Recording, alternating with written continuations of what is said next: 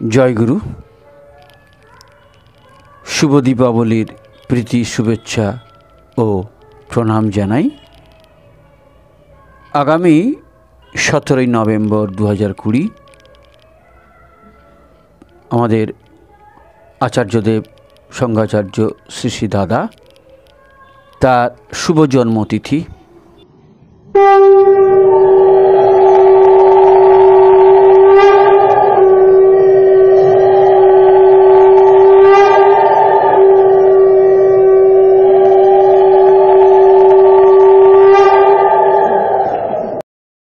বন্দে বন্দে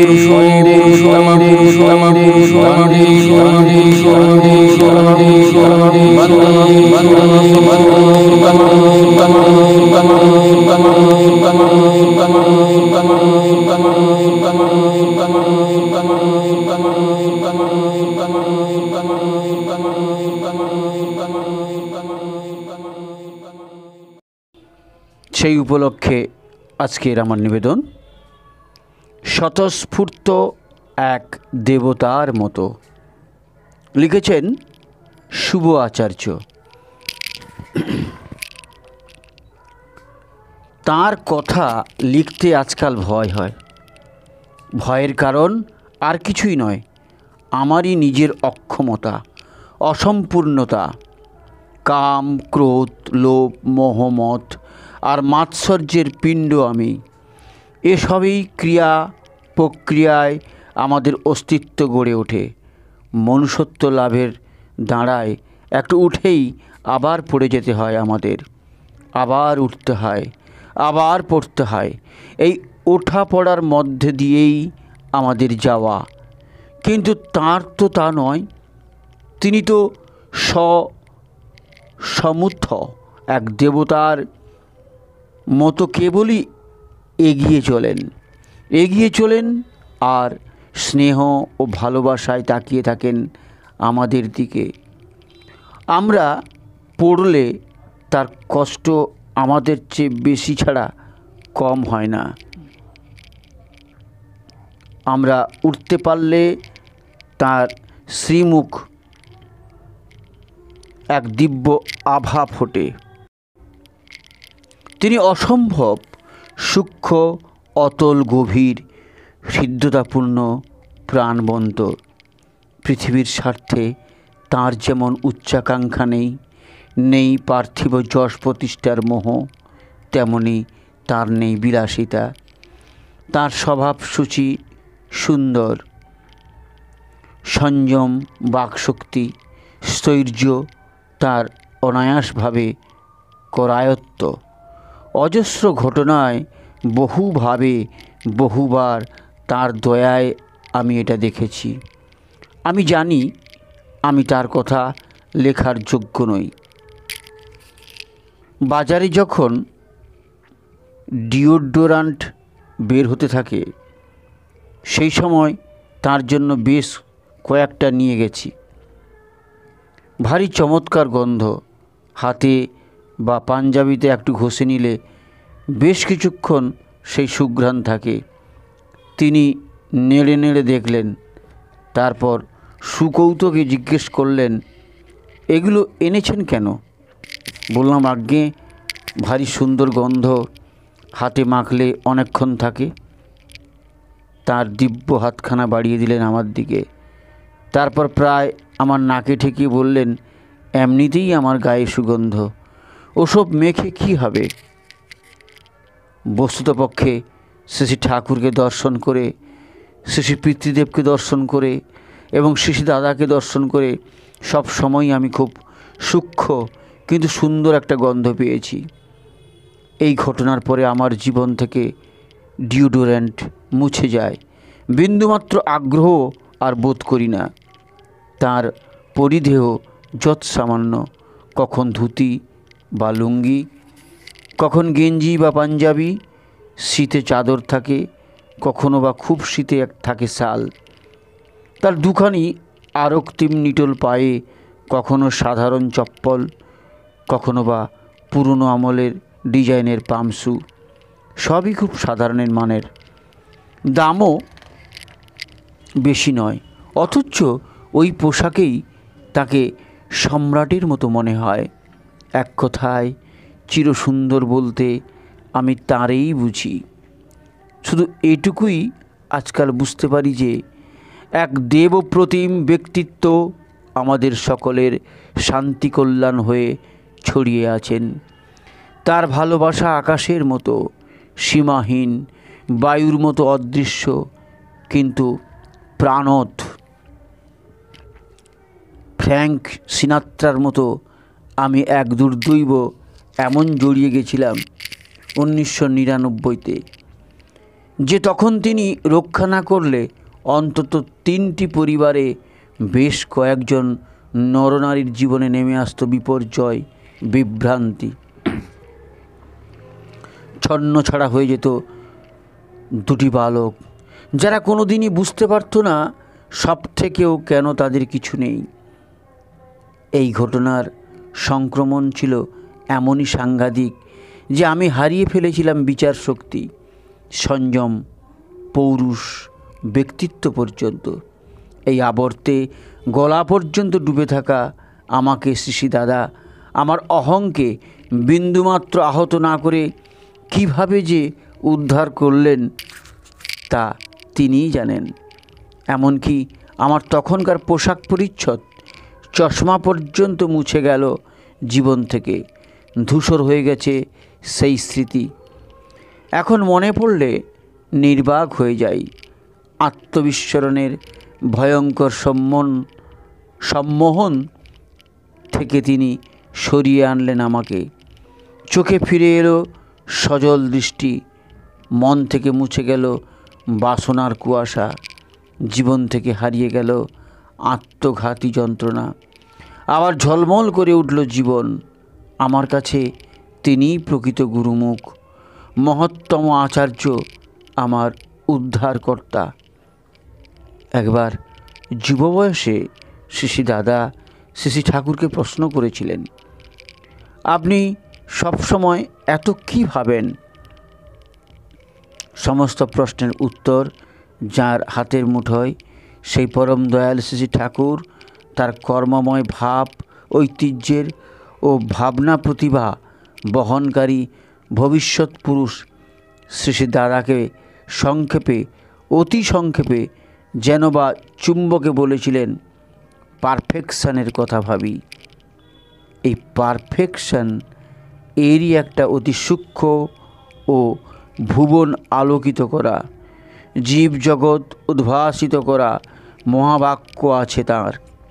সেটা হলো, আমি না ভোগী, না ত্যাগী, আমি বিবর্তনী।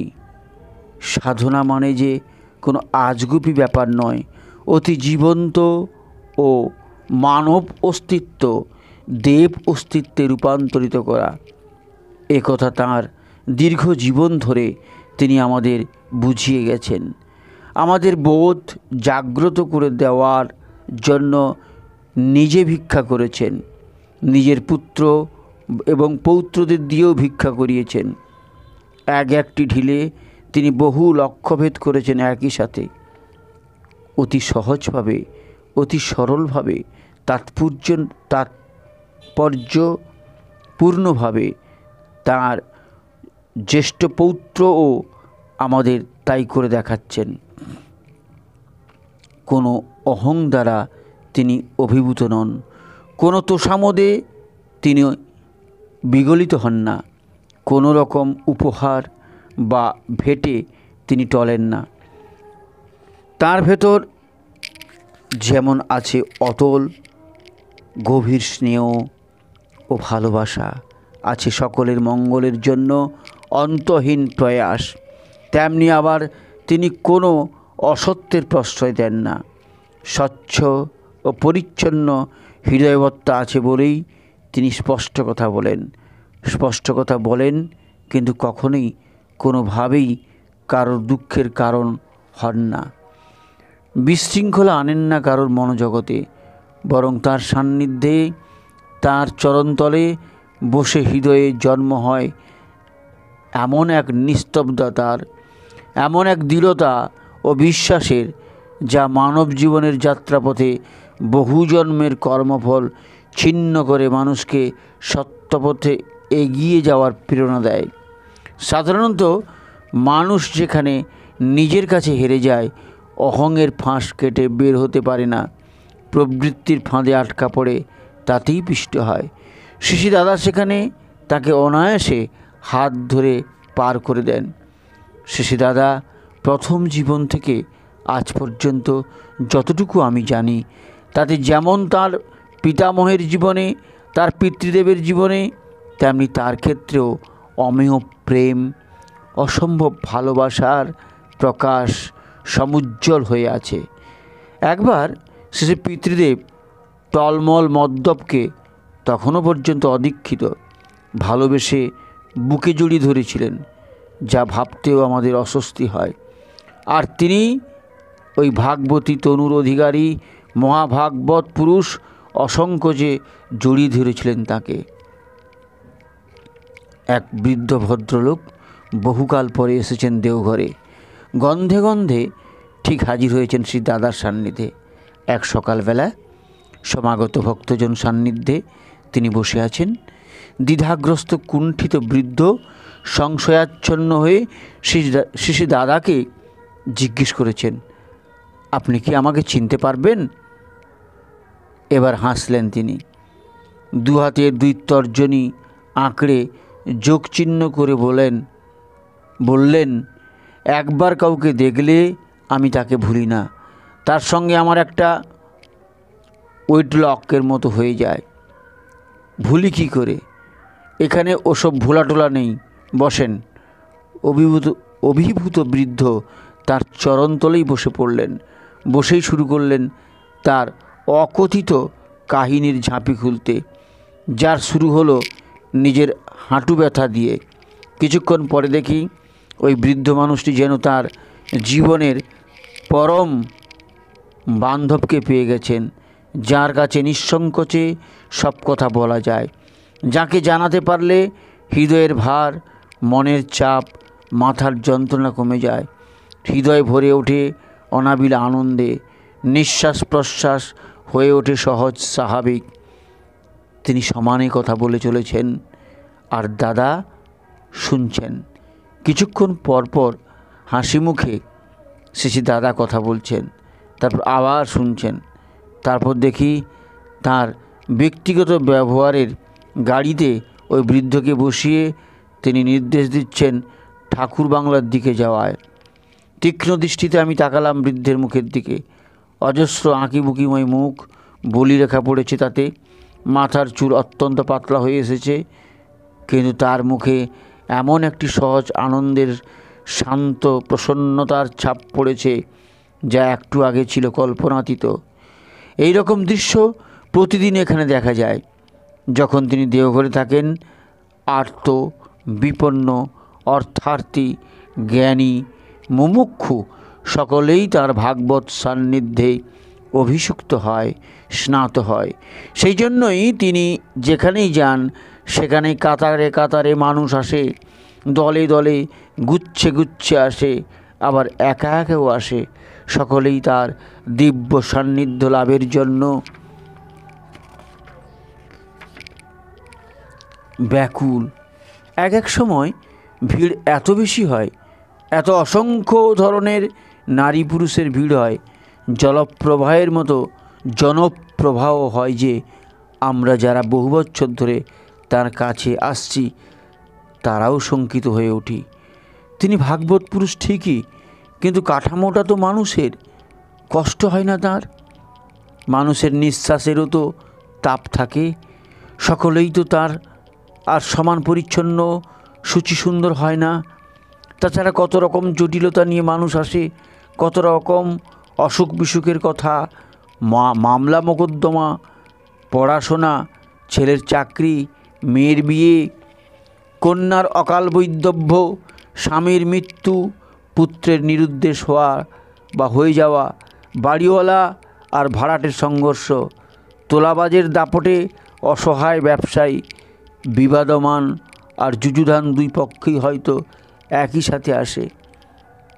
সাংসারিক জটিলতায় পর্যুদস্ত হেরে যাওয়া আত্মবিশ্বাসহীন অবসাদগ্রস্ত যুবা, জড়বুদ্ধিসম্পন্ন বালকের মা, পরীক্ষায় ফেল করা ছাত্রের বাবা ইত্যাদি। কিন্তু আজ পর্যন্ত তার সামান্যতম বিরক্তি বা বিরূপ প্রতিক্রিয়া দেখিনি রূঢ়তা বা উদাসীন্য। তিনি সকলকেই সমাধান দেন, সকলকেই তিনি স্পর্শ দেন শ্রী ঠাকুরের অপ্রমেয় আভার, প্রেমের, ভালোবাসার। সবচেয়ে বাজে এবং অবাঞ্ছিত আমাদের কাছে লোকটিকেও তিনি বুঝিয়ে দেন এই বিশ্বলোকে কেউ নয় পরিত্যক্ত, কেউ নয় অপ্রয়োজনীয় বা এক্সেস, সকলেই বিশ্ববিধানের অন্তর্গত। এই ব্যাপারটা তিনি এমনভাবে বুঝিয়ে দেন যে যার আত্মবিশ্বাস ধসে গেছে কিংবা যে মুখ ফিরিয়ে নিতে চাইছে সভ্যতার দিক থেকে বেঁচে থাকার কোনো রাস্তা না পেয়ে, যার অন্তরে কুণ্ডলী পাকিয়ে শুয়ে আছে অহং অভিমানে জর্জরিত হয়ে যে কথাবার্তা পর্যন্ত কমিয়ে দিয়েছে, যে একাকী কেউ নেই যার, সেও সহসা ঝলমল করে ওঠে আনন্দে, ফিরে পায় প্রবল আত্মবিশ্বাস, নিঃস্ববোধ করে না, রিক্ত বোধ করে না, একাকিত্ব মুছে যায় কারোর, কর্মপ্রেরণার উদ্দীপ্ত চঞ্চল হয়ে ওঠে কেউ। আর এরই মধ্যে কদাচিৎ যদি পরমার্থ লাভের আশায় কেউ আসে, তাহলে সে আর তার দিব্য সান্নিধ্য থেকে ফিরতে চায় না। শুনেছি আলমোড়ায় অনেক সন্ন্যাসী যান, পাহাড়ে ঘোরেন আর মন লাগিয়ে তপস্যা করেন, আর ফেরেন না। সংসারের কেন্দ্রে বসে তিনি পরমার্থকামীকেও পরমার্থের স্বাদ দেন। পাহাড়ে যেতে হয় না, অরণ্যে যেতে হয় না, জীবন যুদ্ধ থেকে সরে যেতেও হয় না।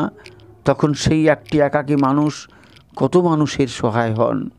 মনে পড়ে যায় শ্রী ঠাকুরের এক অঘোম ও আশ্চর্য সুন্দর বাণী,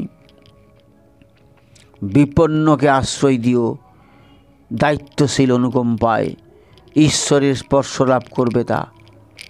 মনে আছে প্রথমে এই বাণীটি দেখি শ্রী দাদার বাসগৃহের একতলায়, পূজনীয়া বর্দি ঘরের সামনে।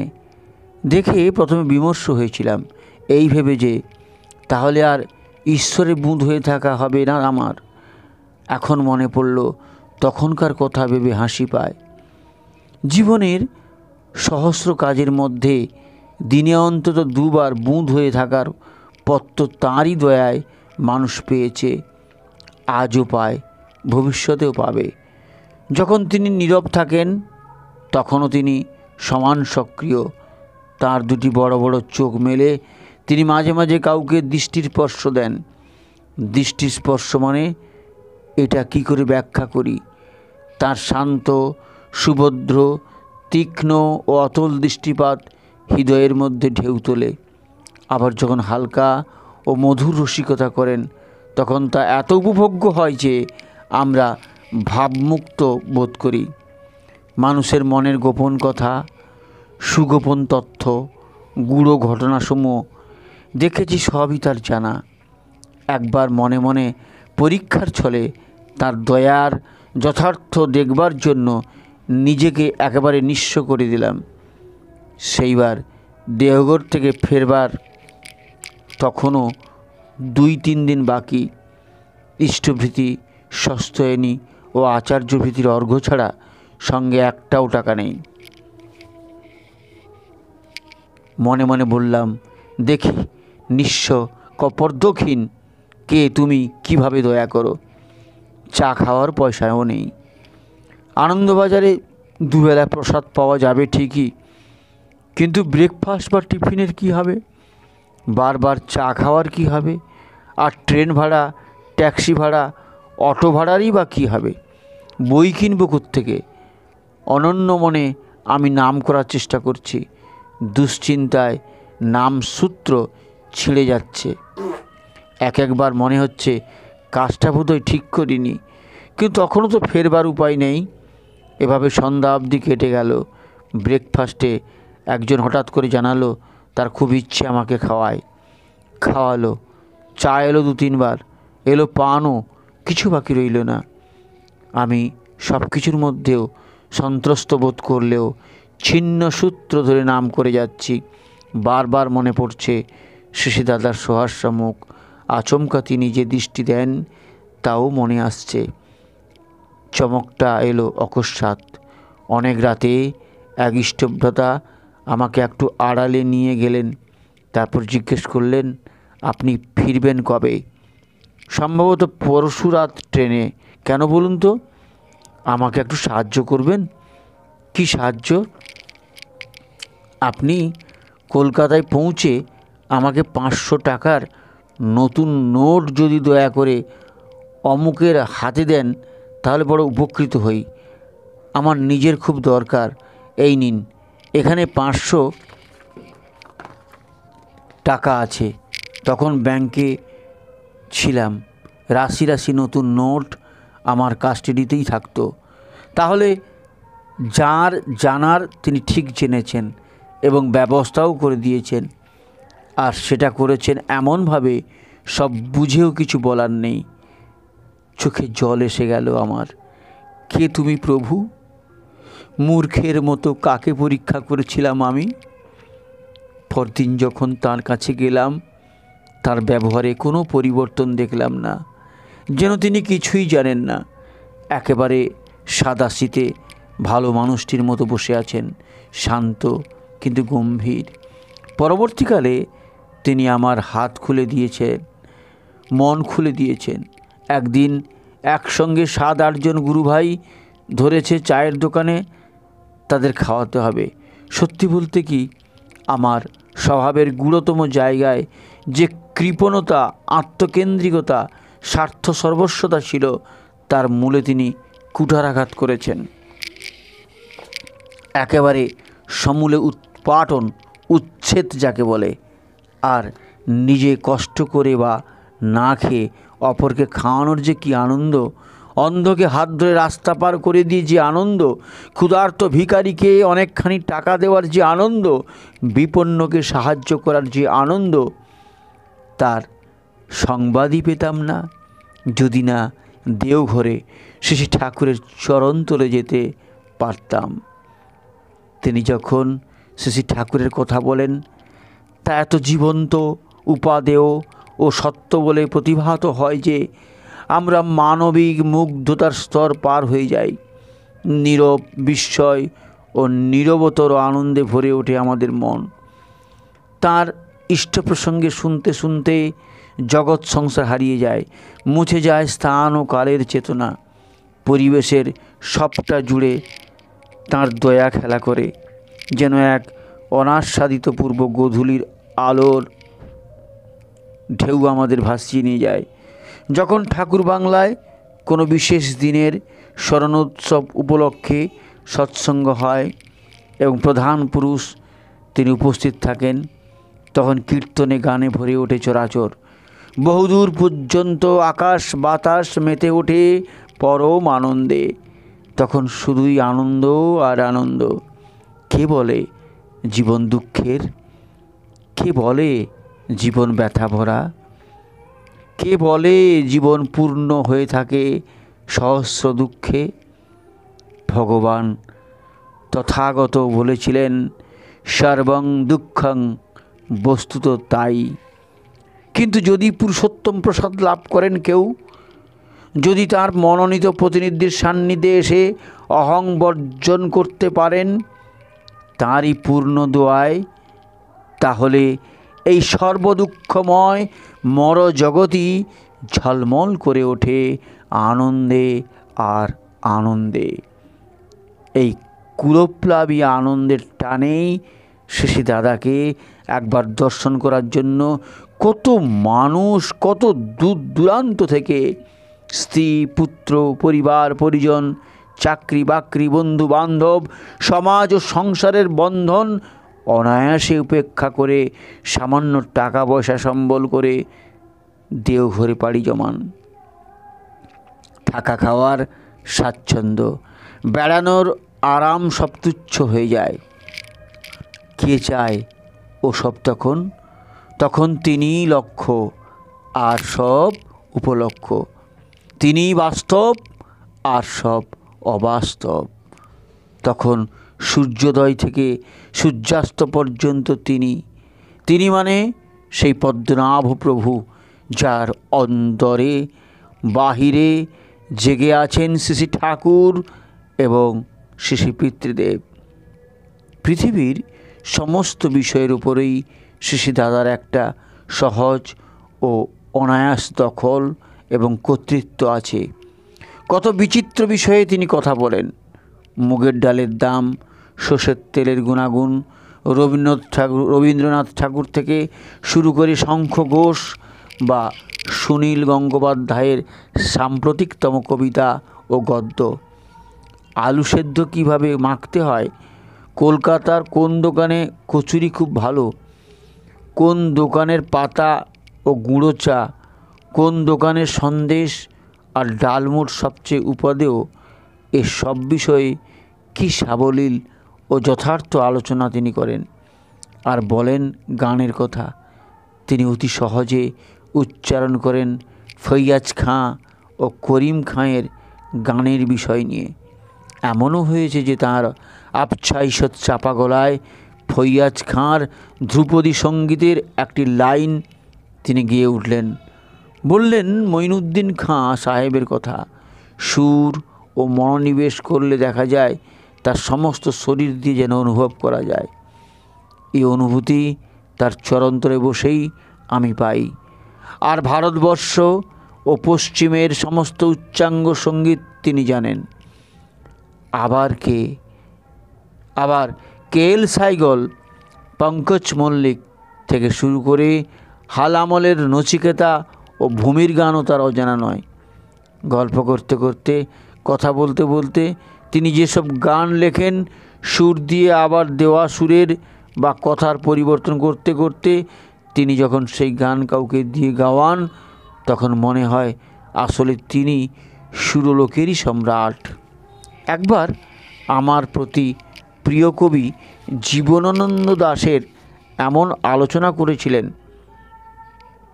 যে মুগ্ধতা ছাড়া আমার আর কোনো অনুভূতি ছিল না।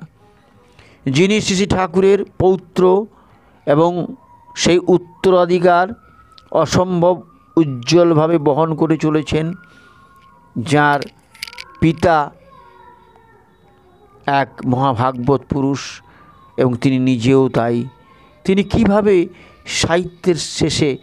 সাহিত্যের শেষ কথাটি জানেন, এ ভেবে আমি তল পাই না। আর পঠন পাঠন তিনি অসম্ভব পড়াশোনা করেছেন এবং এখনও করেন। আমার এক সময় নিজের পড়াশোনা সম্পর্কে একটি চাপা ও অনুচিত ছোট জাতীয় গর্ব ছিল।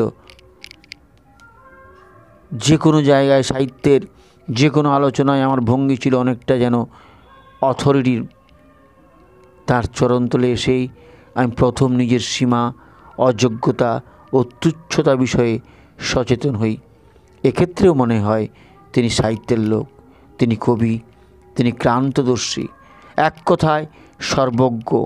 এই সর্বজ্ঞতার বীজ ছিল শ্রী শ্রী ঠাকুরের, ছিল শ্রী শ্রী পিতৃদেবের। অথচ কত সহজভাবে দায়িত্ব পালনে মগ্ন অভিভাবকের মতো তাঁরা ছিলেন। সহজ মানুষের মতো সংসারে থাকতেন, ভালোবাসা সহানুভূতিতে পূর্ণ হয়ে, দয়ায় বিস্তৃত হয়ে, নিরাশ্রয়ের আশ্রয় হয়ে, নিঃস্বের অবলম্বন হয়ে। সেই একই সাম্প্রতিক বিকাশ শ্রী শ্রী দাদা। আবার এরই পাশাপাশি থাকে কেন্দ্র মন্দিরের নানা রকম কাজের কথা। শুধু কি কাজ, অকাজের কথা থাকে না? অনৈক্য, দলাদলি, পারস্পরিক ঈর্ষা ও কলহ, কর্তৃত্ব নিয়ে বচসা। তিনি আহত বোধ করবেন, ব্যথা পাবেন জেনেও তো আমরা স্বাধিকার প্রমত্ত হয়ে থাকি। আমরা কি তাত্ত্বিকভাবে জানি না যে ঈশ্বর একই সাথে সৃষ্টি করেছেন ময়ূর ও হরিণের পাশাপাশি গেরিলা, হিপোপটেমাস, চন্দন বৃক্ষ আর শেওড়া গাছ, পচা ডোবা আর মহাসমুদ্র? তবুও আমরা দ্বন্দ্ব সংঘর্ষে ডুবে যাই। তিনি যে একই সাথে বাঘ ও মেষকে জল খাওয়াতে পারেন, একই ঘাটে জল খাওয়াতে পারেন বাঘ এবং বলদের দঙ্গল, আমরা তা জেনেও জানি না। বহু মন্দিরের সৃজন ও পুনর্নির্মাণ, একের পর এক অধ্যায় সংযুক্ত করা, নতুন নতুন কর্মীর সৃষ্টি, এসব তিনি এক জায়গায় বসে করতে করেন। যেহেতু তিনি সব অর্থে অন্তর্যামী, তাই তিনি অসংখ্য ঘটনার দ্রষ্টা। তিনি যেমন মানুষের অন্তর্দেশকে নিয়মিত করেন এবং সেই জন্য জীবনের যাবতীয় অনেক অকথ্য বিষও তাকে পান করতে হয়।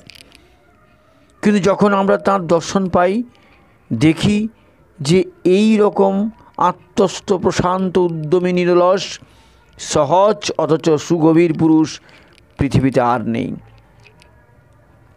আর তার সমদর্শিতা এও তো বিস্ময়কর। সকলের ক্ষেত্রেই তিনি আন্তরিক, তার নেই ক্রোধ বা অবজ্ঞা, নেই উদাসীন ব্যবহার বা রূঢ় গাম্ভীর্য। শ্রী দাদার যে ভবিতব্য বা নিয়তির সমস্ত কর্মকাণ্ডই অবহিত, আর বিরূপ নিয়তি যে মানুষের মুহূর্তের অন্যমনস্কতায় গুরুবাক্য লঙ্ঘনের মহাপাপে প্রবৃত্তির হিংস্র আঁচড়ে কীভাবে বিপন্ন করে তোলে, তার একটি বিবরণ আমার এই ক্ষুদ্র জীবনেই ঘটেছিল। আরও কারোর বা অনেকের জীবনেই এরকম ঘটনা আছে। যতদূর মনে পড়ে, ৮এর দশকের এক গ্রীষ্মকালে তার চরণতলে বসে আছি। তিনি হঠাৎ আমাকে জিজ্ঞেস করলেন, দুধ খেতে আপনার কেমন লাগে? আজ্ঞে ভালো লাগে, যদি তার সঙ্গে খেজুর গুড় থাকে। আজ্ঞে দারুণ লাগে। বুঝতে পারি আমার খিদে জাগিয়ে উঠেছে এবং দুধ আর খেজুরের গুড়ের ছবি দেখতে পাচ্ছি আমি, জিভে জল আসছে। একটু নীরব রইলেন, তারপর আমাকে চমকে দিলেন এই বলে যে, আপনি আর দুধ খাবেন না। বলে তীক্ষ্ণ দৃষ্টিতে আমাকে তাকালেন। বোধহয় দয়া হলো তাঁর। তারপর বললেন, ১-৮ দিন কচ্চিৎ খাবেন, আর যখন খাবেন তখন একেবারে আশ মিটিয়ে খাবেন। সেই থেকে আর দুধ খাই না। তিনি যখন বলেন, যা বলেন সবই অনায়াস হয়ে যায়। সারা জীবনের জন্য দুধ ছাড়তে আমার কোনো অসুবিধা হয়নি, বরং গুরুবাক্য পালনের জন্য এক ধরনের সূক্ষ্ম ও গোপন তৃপ্তি ছিল আমার মনে। এই ঘটনার কিছুকাল পরে আমি চাকরি সূত্রে কাটোয়ায় বদলি হই।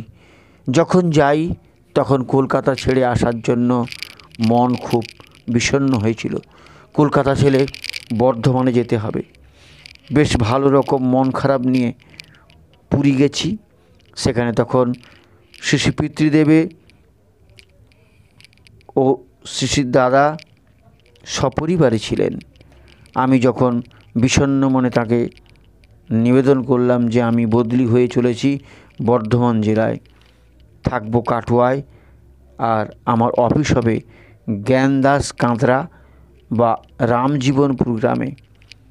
পুরী ঠাকুরবাড়ির একতলার ঘরে তিনি তখন অর্ধশায়িত। উঠে বসলেন, দীপ্ত গলায় বললেন, এতদিনে আপনার একটা জায়গার মতো জায়গায় পোস্টিং হয়েছে।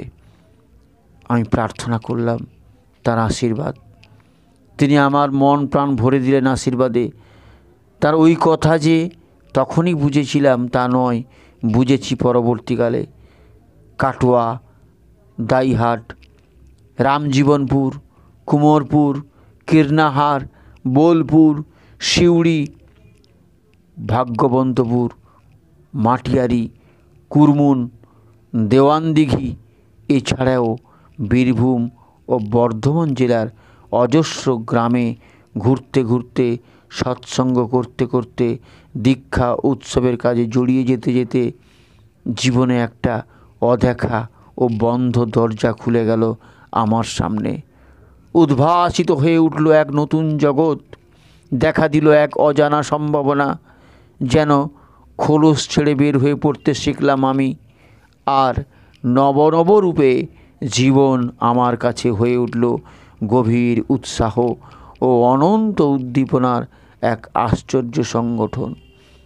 তার আশীর্বাদের পরিপালনে তৎপর হলে জীবনের অন্ধকার তো দূর হয়ই, আবার সঙ্গে সঙ্গে অনেক মানুষেরও মঙ্গল ও কল্যাণ হয়। মানুষের জীবনে সার্থকতা, তৃপ্তি, আনন্দ যেমন আসেই, তেমনি আবার আসে জ্ঞান।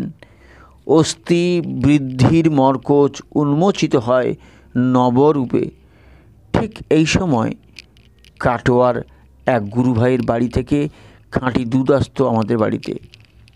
আমরা প্রয়োজনীয় দুধ তার বাড়ি থেকেই নিতাম।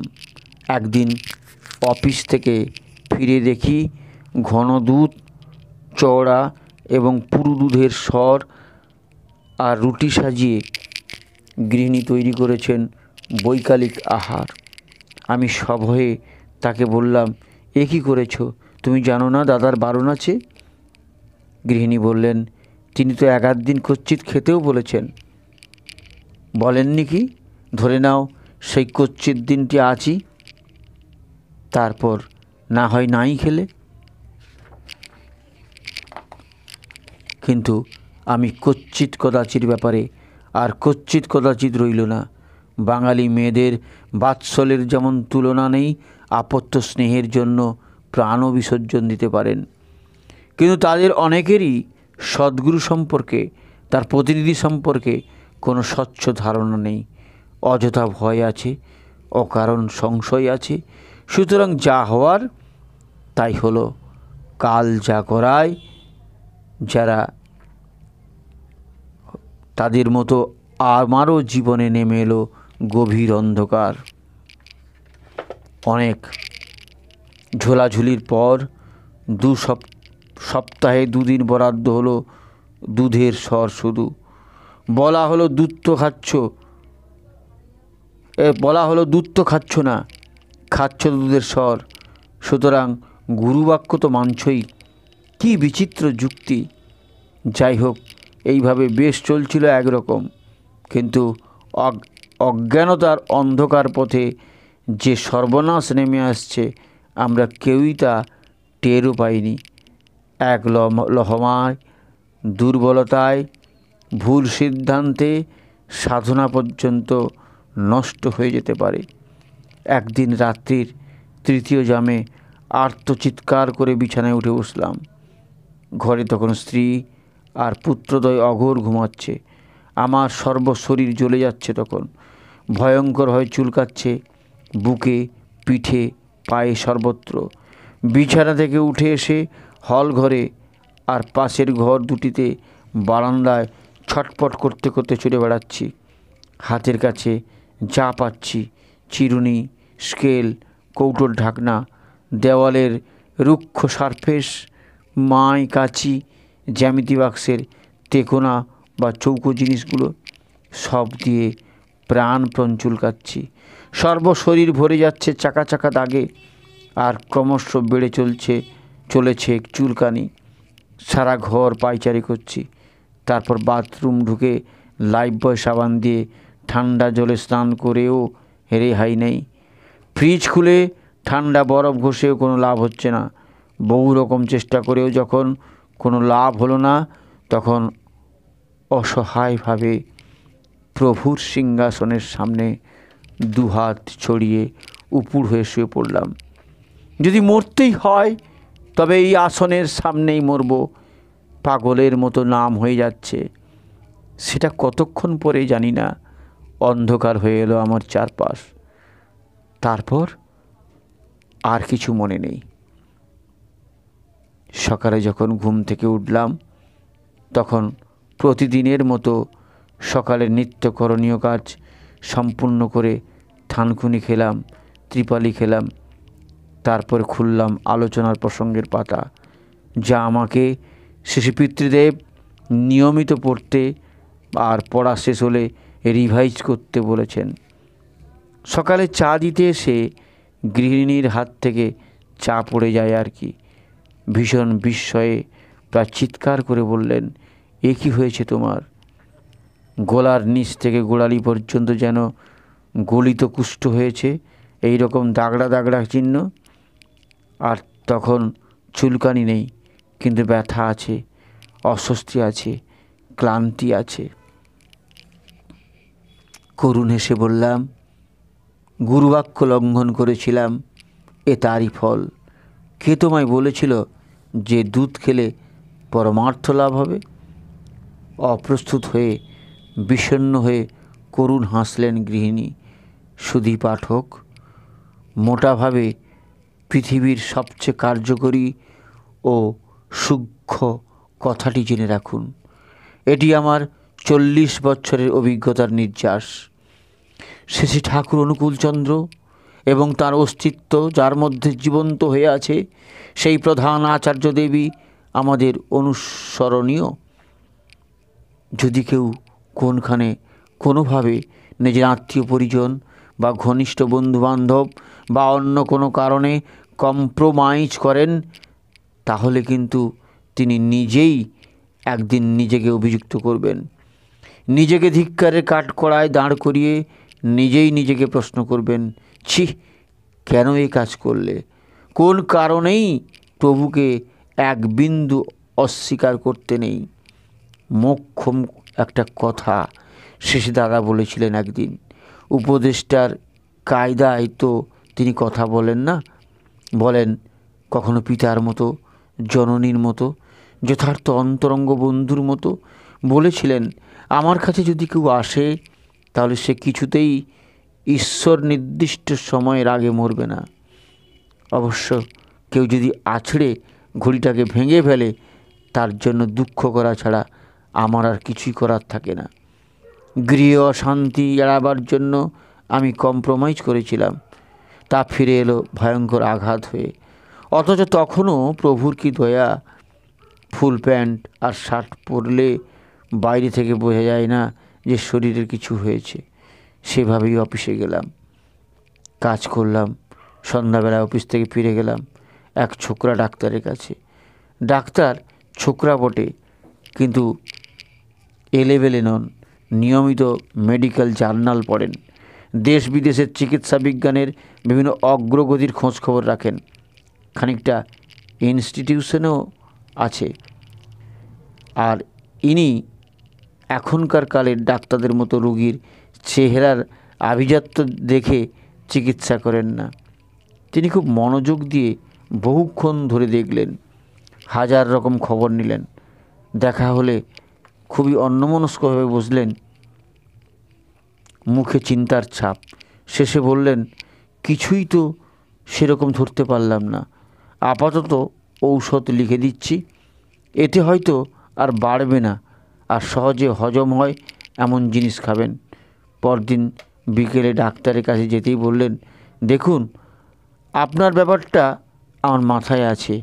আজ সারাদিনই হাসপাতালে, আমার চেম্বারে, বাড়িতে, এমনকি কাল অনেক রাত পর্যন্ত বই ঘেঁটেছি, কিন্তু উৎস কি এই রকম অবস্থার কারণ কোথাও পেলাম না। তবে আপনার কি মনে আছে যে আপনি কাল বলেছিলেন আপনার গুরু মহারাজের একেবারে বারণ থাকলেও আপনি দুধ খেয়েছিলেন কয়েকদিন? দেখুন, এসব পরাজ্ঞানের ব্যাপার স্যাপার আমি কিছু জানিও না, বুঝিও না, কিন্তু আপনি শুধু একটা খবর নেবেন, যে গরুর দুধ আপনি খেয়েছিলেন তা কি জার্সি গরুর দুধ? অনুসন্ধানে সেদিনেই জানা গেল যে সেটি জার্সি গরুই ছিল, কিন্তু ক্রস ব্রিড। আদ্যপান্ত শুনে ডাক্তার বললেন, ওটি যদি ক্রস না হয়ে পিওর হতো তাহলে কিন্তু সত্যি বিপদ হতে পারত। এমন কিছু মানুষ আছেন যাদের লিভার অর্থাৎ শরীর জার্সির গরুর দুধ রিসিভ করে না, তখন বিপর্যয় হতে পারে, মারা যেতে পারে। এই বলে একটু থেমে রইলেন, তারপর হাসতে হাসতে বললেন, আমার তো মনে হয় যিনি আপনাকে দুধ খেতে বারণ করেছিলেন তিনিই আপনাকে রক্ষা করেছেন। এবার হাসার পালা আমার। হাসতে হাসতে বললাম, আপনি একেবারে ঠিক কথা বলেছেন, কিন্তু একটা কিন্তু দীর্ঘদিন আমার মাথায় ঘোরাফেরা করত। একজন মানুষের জীবনে সাংঘাতিক দুর্ঘটনা ঘটার আগে, বহু বছর আগে কি করে এটা জানা সম্ভব? এরও একটা অসাধারণ উত্তর তিনি একবার দিয়েছিলেন, যে উত্তর কেবল তিনিই দিতে পারেন। আমার এক অধ্যাপক সুহৃদের একটা সোনার বড় হার ও ভারী আংটি, যা তার মায়ের দেওয়া, কলকাতায় হারিয়ে যায়। কয়েকদিন পরে তিনি দেওঘরে এলে শেষী দাদা তাকে ডেকে বললেন, এই নাও তোমার আংটি। আমারই আর এক বন্ধুর বোন পুরো ঘটনাটা জানতো। ভারী অবাক হয়ে সে শেষী দাদাকে জিজ্ঞাসা করে, দাদা, এটা আপনি কি করে পেলেন? তার একটা আশ্চর্য স্বভাব এবং একেবারে অননুকরণীয় ধরন আছে উত্তর দেওয়ার। সেই ধরনেই তিনি বললেন, হ্যাঁ, সেটা আমি তোমাকে বলে দিই, আর সবাই আমাকে ছেড়ে তোমার পেছন পেছন দৌড়ে বেড়াক। এরকম আশ্চর্য সুন্দর এবং অসাধারণ সহজ সুন্দর উত্তর তিনি ছাড়া আর কে দিতে পারেন? কোনো একটি ঘটনার পরিপ্রেক্ষিতে শেষী দাদা সহজভাবেই, প্রায় হাসতে হাসতে আমার তখনকার মনোবেদনা উড়িয়ে দিয়ে বলেছিলেন, failure is the pillar of success. কথাটা আমরা সবাই জানি, কিন্তু তিনি যখন বলেন তখন তাতে অন্য সুর লাগে, ফুটে ওঠে অন্যতর ব্যঞ্জনা। তখন মনে হয় জীবনের যে কোনো ব্যর্থতা, পরাজয়, পশ্চাৎপসরণকে কাজে লাগানোর এমন সহজ সরল প্রেসক্রিপশন আর কিছুই হতে পারে না।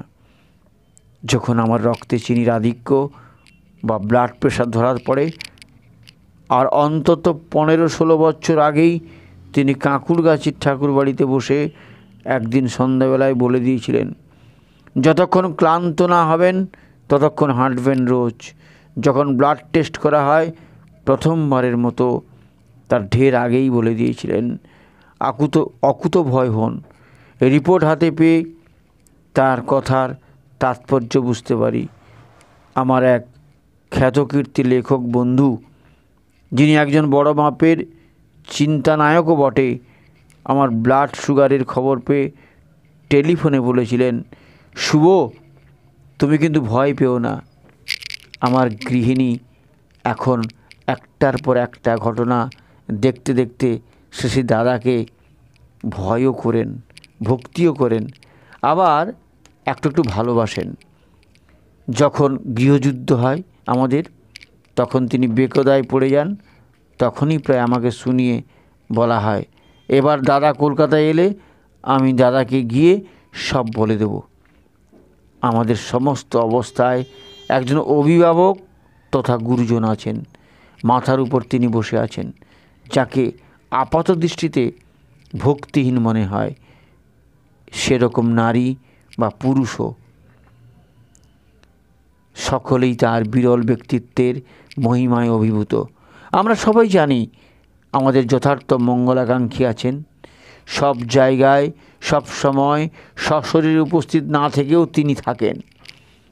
আমাদের সকল দ্বন্দ্বে, সকল শুভকর্মে, সব মাঙ্গলিক অনুষ্ঠানে তার উপস্থিতি অনিবার্য।